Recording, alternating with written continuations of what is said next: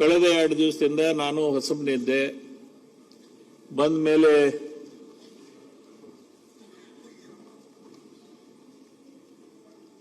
ಎಲ್ಲ ನಾವು ನಮ್ಮ ಕಾರ್ಯಕಲಾಪಗಳನ್ನ ನಮ್ಮ ರೂಲ್ ಬುಕ್ ಏನಿದೆ ಅದರ ಜೊತೆನೆ ಹೋಗ್ಬೇಕು ಅನ್ನೋ ವಿಚಾರದಲ್ಲಿ ಬರಲಿಲ್ಲ. ನಾನು ಏನೋ ನಿಮ್ಮ ಸಮಸ್ಯೆಯನ್ನ ನೀವು ಸರ್ಕಾರಕ್ಕೆ ಒತ್ತಾಯ ಮಾಡಬೇಕು ಅನ್ನೋ ವಿಚಾರದಲ್ಲಿ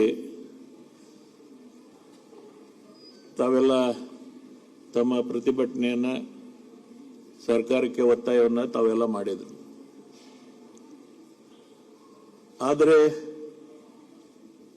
ಏನಿದೆ, ಪ್ರತಿಭಟನೆ ಮಾಡಬೇಕಾದ್ರೆ ಗೊತ್ತಾ, ನೀವು ನಿಮ್ಮ ಸ್ಥಾನದಲ್ಲೇ ನಿಂತು ನಿಮಗೆ ಮಾತಾಡಲಿಕ್ಕೆ, ಒಟ್ಟಾಗಿ ಕೂಗಾಡಲಿಕ್ಕೆ ಅವಕಾಶ ಇಲ್ಲ. ನೀವೇನಾದರೂ ಆ ರೀತಿಯ ಪ್ರತಿಭಟನೆ ಮಾಡಿದ್ರೆ ಇಲ್ಲಿ ಬಾವಿಗೆ ಬಂದು ಅದನ್ನ ಮಾಡ್ಬೇಕಂತೇಳಿ ನಾನು ತಮ್ಮ ಹತ್ರ ವಿನಂತಿಯನ್ನು ಮಾಡ್ಕೊಳ್ತೇನೆ. ಬಾವಿಗೆ ಆಹ್ವಾನ ಮಾಡುವಂತ ಮೊದಲ ಸ್ಪೀಕರ್ ನೀವು. ಬರ್ರಿ, ಅದು ಬರ್ರಿ. ಇಲ್ಲಿ ತನಕ ಬಾವಿಗೆ ಆಹ್ವಾನ ಕೊಟ್ಟಂತ ಯಾವ ಸ್ಪೀಕರ್ ಇಲ್ಲ. ಅಲ್ಲಿ ನಡ್ಸಕ್ ಬರಂಗಿಲ್ಲ ನಮಗೆ, ಇಲ್ಲ ಅಲ್ಲಿ ನಡ್ಸಕ್ ಬರಂಗಿಲ್ಲ. ಇಲ್ಲ, ಯಾವ ನಿಯಮಾವಳಿನಲ್ಲಿ ನೀವು ಅಲ್ಲಿ ಕುತ್ಕೊಂಡು ನೀವು ನಿಂತ್ಕೊಂಡು 3 ದಿನದಿಂದ ಚೀರಾಡ್ತಾ ಇದ್ದೀರಾ? ನೀವು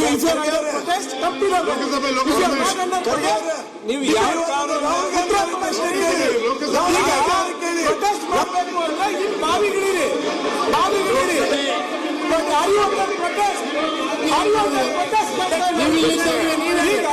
ಅಲ್ಲಿ ನಿಂತ್ಕೊಂಡು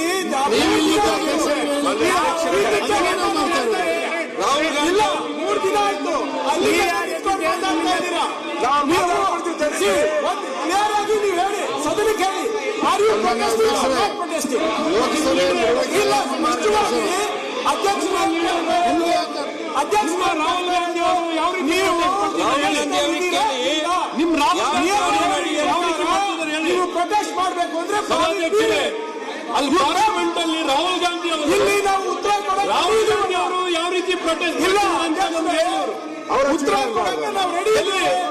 ಸರಿಯಾಗಿ ಯಾವ ಕಾರ್ಯಕ್ರಮ ನಡೀಲಿಕ್ಕೆ ಅವರು ನಿಮ್ಮ ಸ್ಥಳದಿಂದನೇ ಮಾಡ್ತಾ ಇದ್ದಾರೆ. ಆಯ್ತು, ಕೇಳಿ ಸರ್, ನಾವಿಗಿಳಿದು ಕೇಳಿ.